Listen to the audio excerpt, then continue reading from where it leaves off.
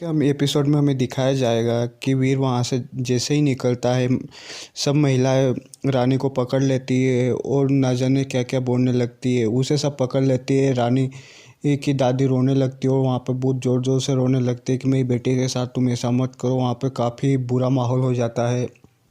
सरपंच भी वहाँ पे बैठा हुआ रहता है और तभी बिरजू और रानी के भाई को पता चलता है। वो वहाँ पे दौड़ के आने वाले रहते हैं, पर महिलाएं उन्हें रानी को छोड़ने का नाम नहीं लेती। वो बोलती है कि तुम हमारे समाज पे नाम पे दाग हो, तुम्हारा पति तुम्हें यहाँ पे छोड़ के गया है, तुम यहाँ पे रहने लायक नहीं हो। और वो सब उसका सिंदूर पूछने वाली होती है। तभी वहाँ पे कोई आके उनका हाथ पकड़ लेता है। वो हाथ और किसी ने नहीं, वीर नहीं पकड़ा हुआ रहता है। वीर काफ़ी गुस्से में हमें दिखाई देता है। वीर बोलता है कि तुम ये सब क्या कर रही हो?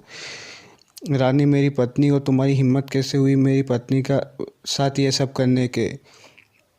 रानी सिर्फ नाम की रानी नहीं है, वो हमारे परिवार की रानी है, राजमाता की बहू है वो। तुम्हारी हिम्मत कैसे हुई ये सब करने की?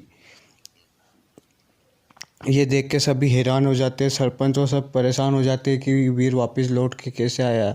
वीर काफ़ी गुस्से में दिखाई देता है और वीर बोलता है कि तुम्हारे सबके सामने हमने शादी करी थी, हमने सारी परंपराएं निभाई थी, फिर भी तुम इसके साथ ऐसे कैसे कर सकती हो?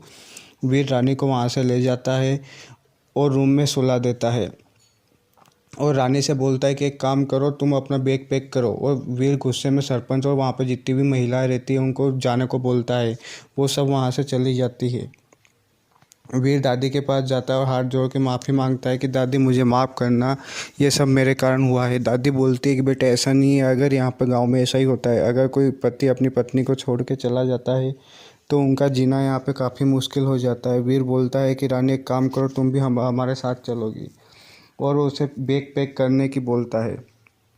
फिर हमें दिखाया जाता है कि बिरजू रानी के पास जाता है और बोलता है कि क्या तुम इसके साथ वाकई में जाना चाहती हो, और अगर तुम्हें किसी भी मदद की ज़रूरत पड़े तो तुम बोल देना, मैं तुम्हारे पास आ जाऊँगा।